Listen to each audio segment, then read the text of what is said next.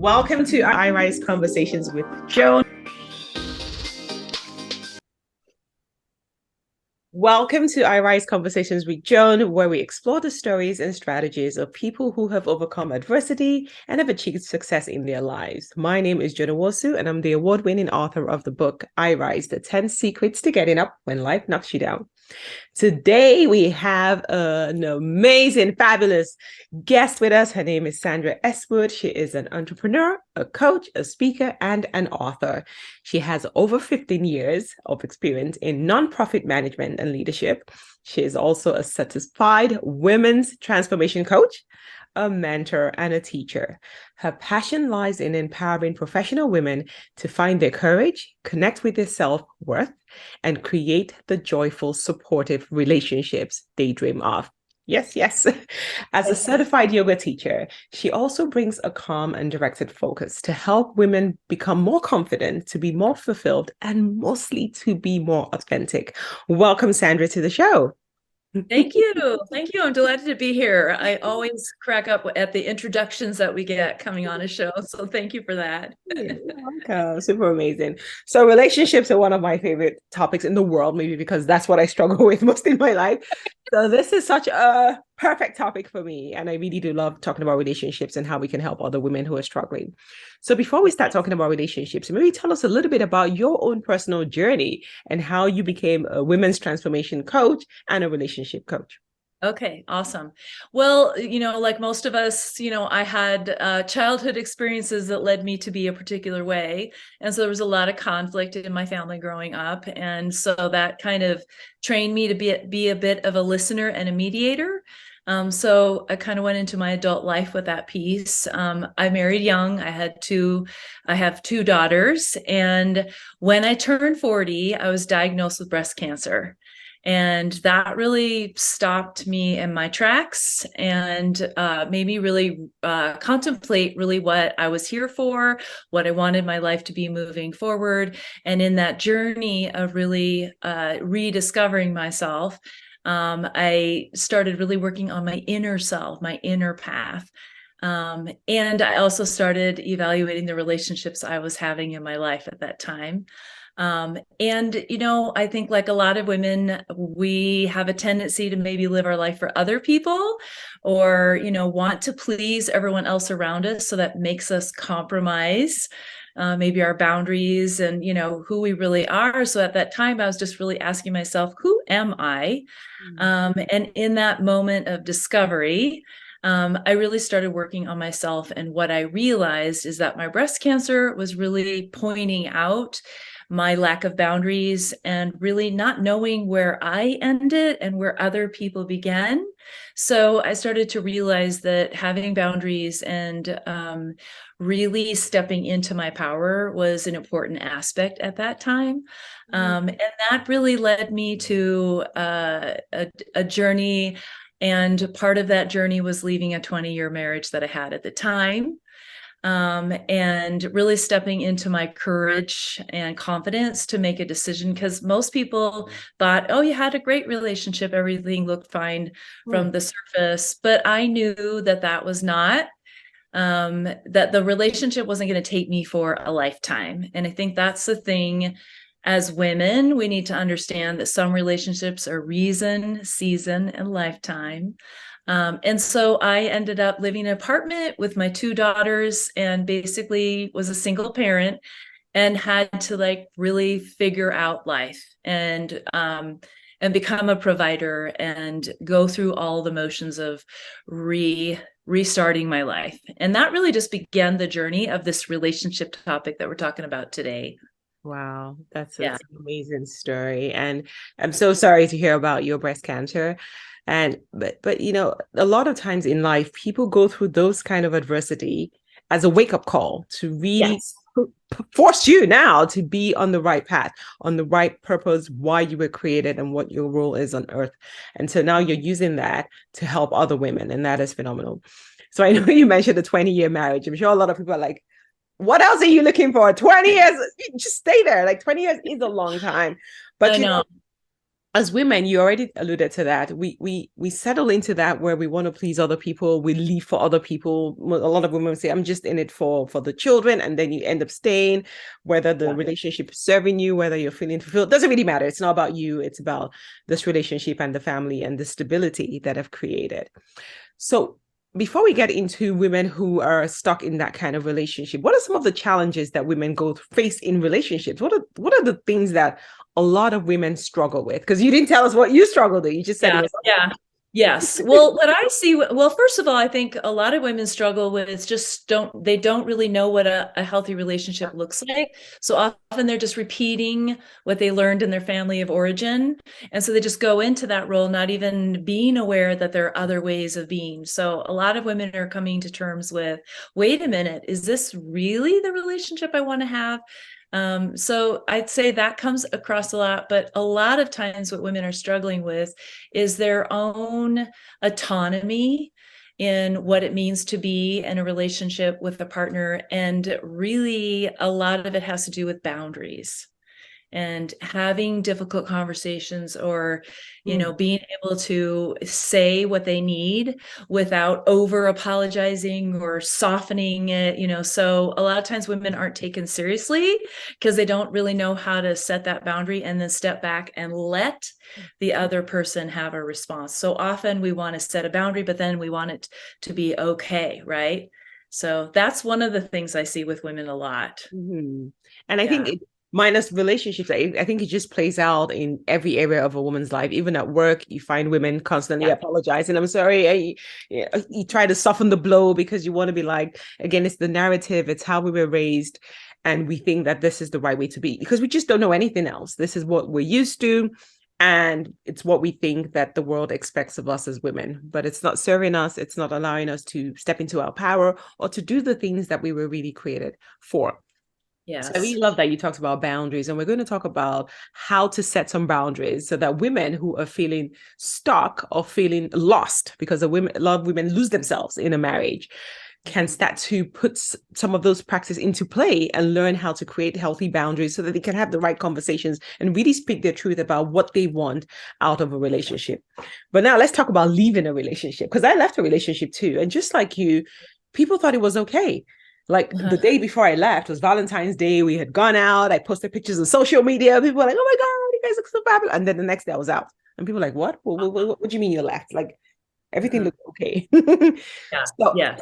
but it Yeah. takes a lot of courage, and a lot of women are not able to leave. How Yeah. did you know at that time that, first of all, it was time to leave? And how were you able to summon up the courage to actually make that move and leave? Yeah. I think, well, first of all, it took a lot of courage. But I really also think that a fire was lit under me with the idea of my mortality. And I think a lot of times that's sometimes what motivates a woman to end a relationship is because her body is telling her it's time. So for me, I feel like that pushed me forward because I'd already just kind of gone through something really hard. And so then it just made me realize that, more hard things were going to happen. So I might as well just go there. And, there was counseling, there was, investigation. It wasn't just one day I woke up and said, I'm out. It was a lot of exploration. And, I think it was just the biggest thing I think that helped me move forward was I just asked my ex at the time, what do you think the next 20 years of our life, what do you expect? And he said, pretty much the same, just what we're doing. And that was like, I'm out, because I had grown so much and that's not what I wanted for the rest of my life. So it just showed me that, the paths were different, but I will say that it took a lot of courage. And at the time it felt like I was jumping off a cliff and I couldn't see the ground. And maybe you felt that way too, when you walked away. And people reminded me for years, how could you? Why did you leave again? That's it? Yeah. Uh-huh. So Yeah. people will remind you. But I love what you said about there was counseling, there was some support there. It wasn't just a rash decision. You didn't just wake up and say, I'm done. It was a process. And so Yes. for anyone who's thinking, maybe it's time, your body will tell you. as well, Yeah. because as women, we're very intuitive. And if you listen to your body will tell you, you will know that it's time to leave. But then Yeah. go ahead and get the support that you need to be able to jump off that cliff, because that's what it is. It's Yeah. not easy. We're not trying to trivialize it and say, oh, it's not easy, especially when you've been together for 20 years, you have Yes. kids involved, Yep. financial implications. It's not an easy decision to make, but it's Yes. one that you can make with the right support. Yeah. Yeah, absolutely. I think for me too, like I watched my parents struggle in their relationship, and Mhm. I actually really wanted to see them be more empowered in how they were dealing with each other. So when it came my turn, to follow that path, there was just something inside me that was like, no, you have to do something different. And I have adult daughters now, and my oldest daughter always tells me, Mom, the greatest example you gave was just showing that it's never too late to change and to decide you want something different. And Wow. it's just an empowering thought for women to contemplate. Like, it's never too late. Because I'll talk to women that are 70 and they're saying it's too late. And it's like, nope, it's not. It just isn't. Wow. And again, it's the narrative, because after a certain age, people think, what do you think you're doing? Like, it's too late. There's nothing out there. There- Yeah. There's Yeah. nothing else out there. The Yeah. grass is But greener. There's yeah. no grass on the Yeah. other. And but the thing is that we forget is what's out there is you. Oof. You are out there, who you are and the value of who you are. And I think that's the part, because I will, my program's called the fulfilling relationship, but I always say, really it's about the fulfilling relationship with yourself first. And then from there, you can manifest more of what you want. But if you don't have that, then you're just going to attach yourself to the next thing. So, Mm. yeah. Okay. So speaking about that, I want to go into boundaries, but before we get to boundaries and forming new relationships, so for Uh-huh. people who have been through this narrative, this conditioning, this way of upbringing where women are taught to be a certain way, and now they want different, Yeah. how can they transform? Because it's an internal transformation, right? How can they Yeah. get started on that journey of transformation? First of all, how can they even realize that this is not who I am? This is Yeah. this is a narrative. This I'm just playing out a script. How Yeah. can they get themselves on that transformative path to go within, discover who they are first before Mhm. diving into another relationship? Yeah. I know for a lot of women, it just starts with deciding that they want to do something different. And for a lot of women, it's going into counseling, and just getting a lot more awareness about their patterns and like what is arising. And then, a lot of times women will come into my program, because now they're identifying this as a thing. And I'm always, like I said earlier, a fan of women investigating everything first. Like, let's get the reality of the situation, so that we can make strategic decisions moving forward that have the least upheaval. Because I'll come across women who are like, I'm just out. It's like, wait, let's slow the roll just a little bit. Let's look at this. So for a woman getting started in that piece, it's kind of looking, for what kind of support you can get in the now. And for some women, it's, like they're being deeply abused, and other women, they're just dissatisfied or they've grown apart. So it's quite a big range, but it's just having the belief and courage that you're worth it, and just start with that one step. Reach out, take a phone call, start talking about it, bring it out, and bring it out to someone who's more of an expert, who Mm. maybe isn't somebody that's your best friend that's been telling you, that has an agenda, or they're annoyed, right? So it really helps to kind of reach out to that kind of person who's a little more neutral and more skilled at what a woman is looking at that time. Yeah, I love that you mentioned it, and it doesn't mean don't talk to your best friend. Talk to your best friend, but sometimes it's Yeah. good, better to talk to people who've been through what you're going through, or an expert, because they Yeah. can help kind of unpack what it is that's going on and Yeah. help guide you in the right decision that's best for you, not an emotional decision or someone who's just angry. Yes. So Sometimes your best friend wants the best for you, so yes, they do want the yeah, best for you, but yeah, yeah, not exactly. Yeah. yeah, the best as far as they know, not Yeah. necessarily what is the best for you.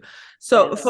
I know a lot of women, I've spoken to a lot of women who sincerely want to leave? I know you mentioned that there's a range between the marriage that's not working, maybe people have lost common interest or whatever, they're not having fun in the marriage anymore, versus it's over, it's done, there's nothing to salvage.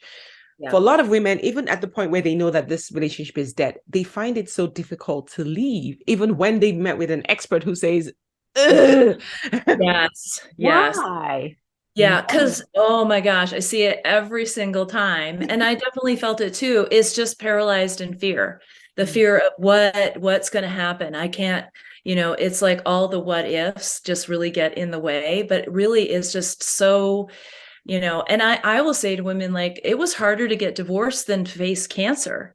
So ending a relationship where your identity is wrapped around it and who you are and your community. I mean, you're just not ending a relationship, you're ending an identity, and perhaps your community as well may end. So that is very, very fearful. And that's why, I'll get on a phone with a woman and she just immediately starts crying, because it's like there's so much fear wrapped around that piece. And that's why it's hard to take that next step. But when we get paralyzed and we don't look at it, and so part of what I think is really powerful is for women just to look at the fear, and not necessarily fear the fear, but just look at it, and realize that that fear might be a motivation, and that we could use the energy of the fear to move forward, not to necessarily be paralyzed by. So yeah, and I completely agree. So I do want to encourage anyone who's listening, if you're at that point where you're feeling this is done, there's nothing to salvage, but I'm fearful, then know that it's okay. It's normal, it's natural. This is part of your identity. You're losing. So again, like we said, reach out for help, reach out for support, work with experts that can help you get through this very difficult decision and period in your life, because it's not an easy one. It's not easy. Yes. So what are some of the telltale signs? Because women were also in denial a lot. We're always the last to know, the last to see. You're just like, no, I thought we were good.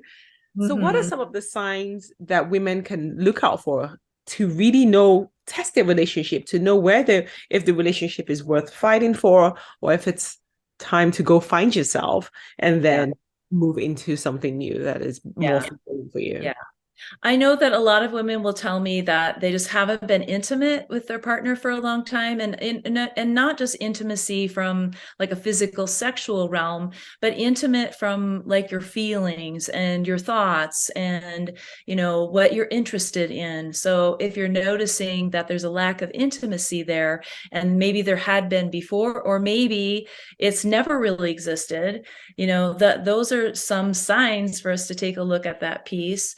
I think too, one of the things that is like, this is like a work of art, I think of it, is being able to sense when something is not quite right within yourself. And I think that was the part that was really coming to me as I was really looking at my relationship. I'd come away from a conversation going, that didn't feel right. That was odd. That was weird. I don't really understand that.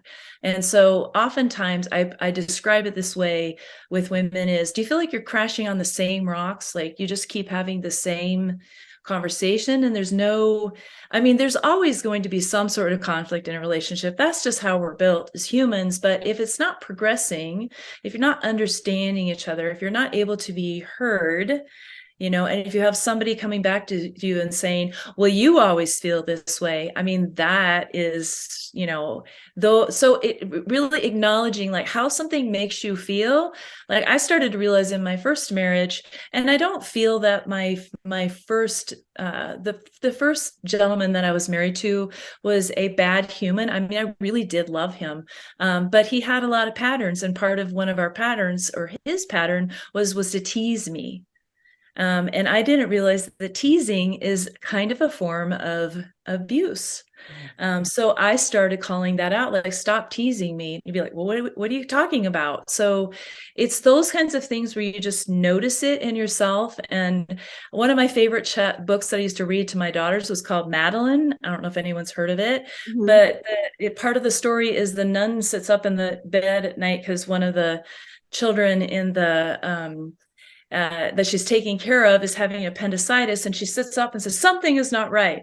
And that is always how it feels with me. There's like Mm, that sitting up going, wait a minute. And that's really what I want women to feel is you kind of know something is not right. Let's acknowledge it and start looking at it. And I mhm, know that was a long explanation, but that's one of the things that I see. mhm. And like you were Yeah. speaking, I completely resonate with what you're saying. So I'm sure a lot of women, you know that this is resonating. You're like, yep, that's exactly how I feel. I feel like something is not right. And I love what you said about, crashing against the same. The topics might be different, but it's the same. It's the same. Yeah. It needs Yes. to be Same exactly conflict. Yeah. the same way. So Yeah. Yeah. that's a really Yeah. good explanation. So And I women think, yeah. listening. Yeah. And I think a lot of times women think they're at fault. Like, oh, it's my fault. Oh, I'm the broken one. And I think what women don't realize is we take on somebody else's brokenness and we become the problem when sometimes we're not the problem. Yeah. So, that's helpful And, to look at and too. then we become broken. Yes, exactly. Yeah. And so that's part of regaining oneself from a new identity of one that feels empowered and speaks up and, is able to call things out and say, that doesn't feel good when that comment comes my way. What do you mean by that? It's like those kinds of ways of addressing it are, that is where the fear comes in, right? Because we don't like conflict. We don't want, and a lot of times when we call out somebody's poor behavior, they blow up or they have a reaction, and we don't want to deal with that. Yeah. And I think that's what keeps us perpetuating in unhealthy relationships as well. Mhm. Yeah. So now let's talk about healthy relationships. First of all, so for people who have been, maybe you've just gotten out of an unhealthy marriage or relationship, and you've done the internal work, which is really go within and find yourself, have a good relationship with yourself, and now you're ready to move forward into a Yeah. healthy relationship. What does that look like? Because a lot of people, like you said, your upbringing, you just attract the same toxicity into your Yes, life. And I was like, exactly. okay, Yeah. now I'm healed. I want a healthy relationship. Now I want What a does that healthy look relationship. like? Yeah. I think, yeah, I know. I think for a lot of women, it's just getting clarity about like looking in the rear view, like, whoa, those are the things that didn't work for me. And I will often tell women just to journal that out. Like what is kind of a deal breaker moving forward? Like, where do you draw the line now as you move forward? And so it's helpful to look at those pieces. And for me, I wanted different things. So I got really clear on what those different things were. So I wanted a partner that had emotional intelligence. I Mhm. wanted a partner that had empathy. I wanted a partner that had similar values to mine. So I got clear on what my values were. Trust and honesty, huge. So I think it's really helpful as you're moving forward and you're feeling healthier and you're ready to engage again, just to really know what it is you're looking for. Because if you're not clear, again, you might find yourself in another situation that is seeming a lot like it. Um, Mhm. and then, I also will tell women, don't expect like, I initiated a new relationship, but I still found my old patterns being activated, Mhm. so I still had to work through those. I just happen to have now a partner that had the ability to talk through that stuff with me. And for me, I just really wanted a partner that had a spiritual life and, had a faith in something, because I didn't have that previous, and that was just really important to me. So I think it's just really helpful for women to really know your values, know how are you going to know if you see a familiar pattern, and what are you going to do about it? Mhm. And then really have the courage to have difficult conversations in the beginning. Like for example, I had a client who had ended, a marriage and was kind of quickly moving into the next relationship. And I'm always, telling women, slow your roll like that. You have all the time in the world. And I feel like sometimes people are like, yeah, but they're there. It's like, yeah, they're not going anywhere. Um, Mhm. so kind of slow your roll. But she was like, oh, he's really into self-development too. And I was like, okay, cool. But what does that mean to him?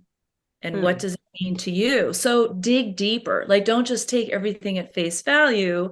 Explore more, get curious more, like really understand that person. And I think that a lot of times we just assume we know, but we don't investigate. So I think those are some really good ways for women to move forward.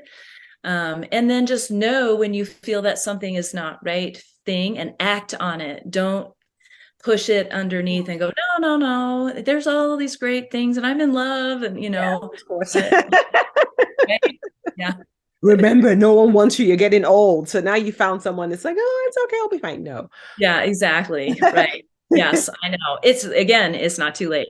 No, it's not. It's not. Yeah. So I love that. So know your values and Mhm. journal and have difficult conversations and don't be in a hurry. And I Yes. think that is such a huge lesson for a lot of women because people fall in love within 24 hours and it's like, no, but it feels so right. Yeah, okay. It doesn't make it Yeah. right. Yeah. Take your time and make sure that this person is really what you want. But you can't know Yeah. what you want until you're clear on what you Yes. want. So make sure you take the time to really, really write down what it is that you Yeah. want. I think Yes. that's very, very, Yeah. very key. That's a key Yeah. message. And don't abandon yourself. Yeah. Like, you to come back to asking yourself, am I still me? Am I still on my path? Am I still independent? Right? Because we just don't learn how to be interdependent relationships. We tend to be codependent. Codependent, yes. Yeah, Mhm. absolutely. Okay, so boundaries, a topic that most women shy away from because it just sounds so icky, don't know how to Yes. communicate the boundaries. Yeah. How can women who've never set boundaries ever in their lives Hmm. that to, first of all, figure out what their boundaries are, and secondly, how to communicate the Hmm. boundaries and how to act on it? Because it's one thing to communicate it, and then Hmm. if someone steps on your boundaries, you're like, "Oh, okay, it's fine. It was only once." So how do we know what our boundaries are? How do we set the boundaries, communicate it, and when someone is out of line, what do we do about it? Yeah. So again, is coming back to that knowing the things that were maybe deal breakers before, so you can identify them. I will tell you that I cannot, I will stop anyone in their tracks if they tell me how I feel. Because only I know how I feel. I might be acting, inappropriately, and it's fine for someone to say, I'm feeling some energy here, and are you angry? Rather than you're angry and you always like, so it's like those things are really helpful for us to acknowledge, like, what was a boundary that was crossed before, because that's where we get a lot of our wisdom, right? So it's like, oh, I saw that piece. Now, if that comes up again, I can address that. But I think the main thing for women to understand is that it's only two sentences. It's not a whole explanation when you're setting a boundary, right? And a lot of times we're like, we set the boundary and then we apologize and then we make it soft and we do all these things and nobody hears our boundary. So it's learning to drop the boundary, step back and pause and give a great wealth of silence to it. Let that person hear you. And if they come back and push back, repeat it. So it really, we don't have to over explain. It literally can be two sentences. And that actually really works, in all kinds of partnerships, men to men, women to women, women to men, and vice versa. It's just setting the boundary. And we really want to do it from that space of being calm. If you're activated and you have a lot of energy and you're being emotional, don't set it then. Step away, come back later. Sometimes things spill out of us and but we have to learn like how to be able to notice things and contemplate them, have awareness, and then maybe come back later. Because if we're reactive, then we're really not going to be communicating very well a boundary. Okay. So, yeah. Okay, so at what point in the relationship would it be Mhm. best to communicate the boundaries? Because, like we've said, the early days when the woman emotions are high, Uh-huh. women are fearful of communicating boundaries for fear of losing their partner. Yes. So, Yes. when is the best time to communicate boundaries? I think if a woman is just getting to know someone or they're dating, I would say that it's a slow, steady pace of just getting to know that person and being more curious about, like, if they say something that you don't understand, like, hey, you made this comment, I don't understand it. Can you explain it further? So it may not even be needing to set boundaries in the beginning. It's just getting more curious, like, how does this person communicate? What's their body language? How does that make me feel? So I think in the beginning, we're just collecting information, we're learning more about that person. And then, as we move forward, of course, we're going to step on each other's toes. And so, if that is what is arising, sometimes we can just ask that person a question. How come you said that way? I'm curious about that. So it's us getting neutral and just kind of maybe just trying to get more information. And now if that person has a huge reaction to that just gave us information. They're not great with me asking questions and inquiring deeper. And is that telling me that this person is not going to be able to do that with me moving forward? Yeah. Yeah. I'm just laughing because it takes a lot of wisdom, because the way you said it came across as not attacking. It was more curious than how dare you say that. And so I think it goes back to what we were saying about the just being aware, just contemplating what you're hearing and then coming back when you're a bit calmer. But a lot of women are very reactive. How dare you say it? Again, we're coming from a wounded relationship, a toxic relationship. So that the triggers are there. You're like, how dare you say that to me? I will not sit here and let you speak to me that way, as opposed to the way you said it, where it's more curious, like, how come you said that? What does that mean? Tell me more. So I think I'm learning. I'm learning. It's a process. It is a process. Oh my gosh, this is our journey of being human, women. Be easy on yourselves. We need to forgive ourselves more. Yeah, I know. And we have to also just be kind, like, to ourselves, even if we're being reactive, like coming back later and going, okay, so I didn't do a great job at that. But you have to be developing that kindness to self. Otherwise, you're just going to feel victimized through that whole piece, right? Yeah.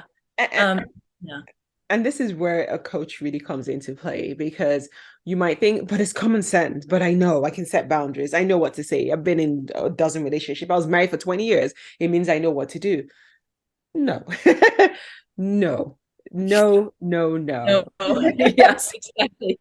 Well, and I think also, like, one of the things I love teaching women is the 4 control dramas, which is a whole other like topic, but it's just helping women have a tool where they can identify something. Oh, I'm married to an interrogator, or, oh, I'm married to a victim, so it just helps, like, how we exchange energy also helps women understand, oh, this is a dynamic I'm in. And then it makes it kind of less personal in a way. And then you have more strategies on how to handle that. And that's a whole, like I said, a whole nother topic, but these are the things that we aren't taught, so it's helpful then to later go, oh, that's what's happening. Now I know what to do about it. Exactly. So, rather than being reactive or calling your best friend. There's nothing wrong with calling your best friend, but they might not be the most helpful. Nothing wrong with that. Yeah. So tell us a little bit about your coaching. Who do you work with and what kind of programs do you offer? Yeah. So I offer group and one-on-one coaching. I do a lot of one-on-one coaching with women on this topic, because sometimes they just only want one person to know what's going on. So there's just a lot of confidentiality, and and then later they can plunk into a support group or a group of women that are going through the same thing. So usually we start out that way. And it just depends on what the situation is, but I would say on average, I typically work with women 4 to 5 months, because that's kind of like the average amount of time that it takes. But also making it not a super long chunk of time is also helpful, because it activates women, like, oh my God, I only have 4 months to get this done.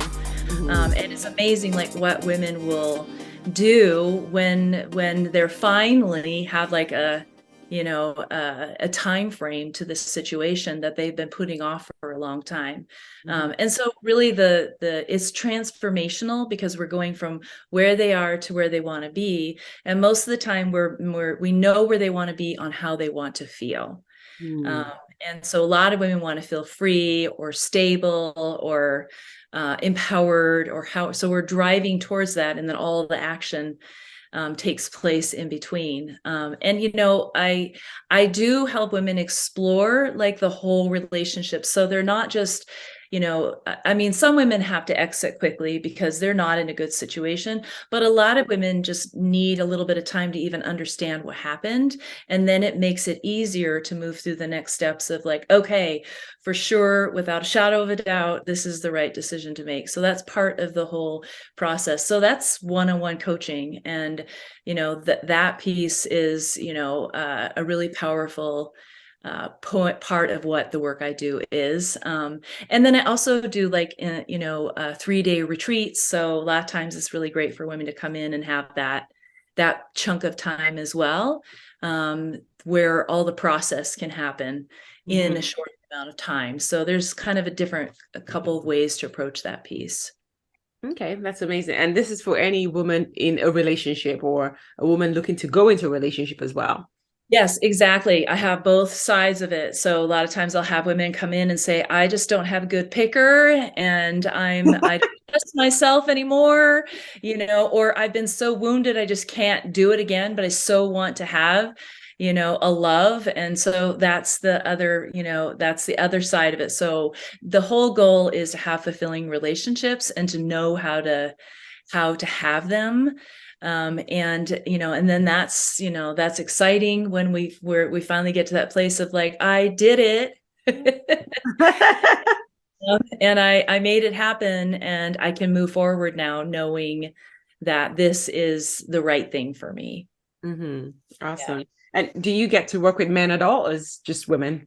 I mostly work with women. Sometimes I have men get on calls with me and I do love that. I just feel like I'm a content expert on what it is to be a woman. But but I'm a fan of men. Like even when I have a client who, it's very obvious that their husband or their partner is abusive or very deeply wounded or disconnected from self or an addict or all the different things, I just still have compassion, because, at the end of the day, I just want all of us, to have happiness and to heal. So I don't, but I do have, I am married to a coach as well. So sometimes, he will chat with those gentlemen and help them find the right path. So I think some men do really well working with a woman relationship coach.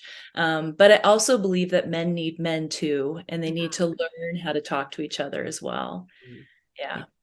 Okay, so that's awesome. So for anyone who's listening and you're thinking, I'm stuck in a relationship or stuck not being in a relationship, then now is the time to reach out to Sandra and get that fulfilling relationship, because the goal is for all of us to be happy, to have a fulfilling, loving, supportive relationship, because it just makes life easier. It's lovely. I mean, we're social beings. We're meant to be in relationships. So let's learn how to do it good. I agree. I completely agree. So finally, some people, a lot of people sit on the fence. They're like, I'm not quite ready. I don't want to work with, I don't think my case is that bad. Whatever stories that we're telling ourselves, but we know deep down inside we're stuck, but we're just not ready to pick up the phone and make that call and make that next step.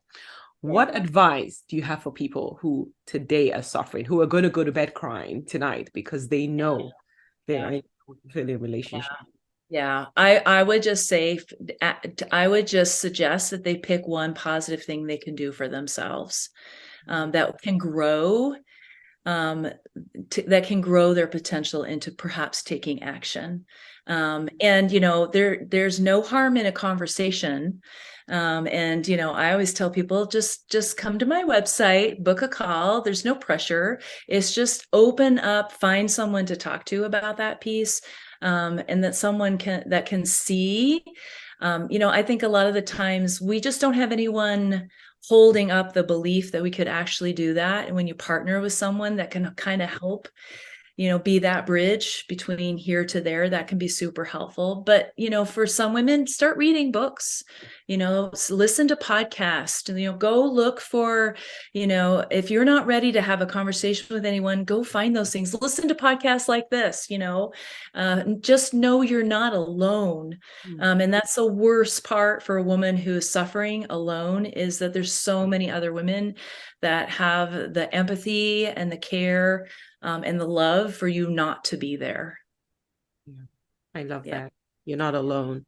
A lot of people are going through it, and a lot of people are willing to support you. Yes. So if you're listening, do one of the things that Sandra's just recommended. Listen to a podcast, read a book, go to her website, and this journal. Yeah. And there's really no harm in that phone call, that first phone call. It doesn't commit you to anything, but at least you have someone who understands, who's been where you are, and who can support you and guide you and hold your hand. You don't have to suffer alone. Yes, exactly. Yeah. Well, thank you. Thank you so much, Sandra, for being here today. Like I said, I'm still learning. Like, I've been on this journey for years now, and I'm still learning. And I think that is the beauty of working with a coach, and also for being kind to yourself. It is not an easy journey going through a divorce. Being in a relationship is tough as it is, even when it's a good relationship. So being in an unhealthy, unfulfilling relationship is very, very painful. It's very difficult. And we do hope and pray that everyone gets the fulfilling relationship that they want and they desire. And Sandra, thank you so much for helping lots of women achieve that. And I really hope that my listeners have enjoyed and have learned a thing or two about relationships and how you can start assessing your own relationships and move forward in the right direction. Thank you so much for being here with us today. Thank you so much. All right. Thank you, everyone, for listening. I hope you really enjoyed the show this week. I know I sure did. I will be sure to include Sandra's details in the notes so you can make that phone call and book a call today and have the healthy relationships that you desire. My name is Joan Nwosu. I will see you same time next week on iRise Conversations with Joan. Thanks for listening.